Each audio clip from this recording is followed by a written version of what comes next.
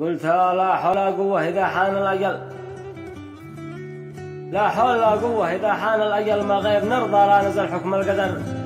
الله يرحم من زرع فينا الأمل والصبر يا وايل إذا ربي أمر.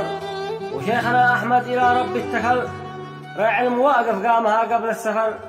بما توقعناه في لحده نزل، وكم وحشنا حيث ما جانا الخبر. يا رب يا من جاب عبده لا سأل، يا حي يا قيوم حاضر نحتضر.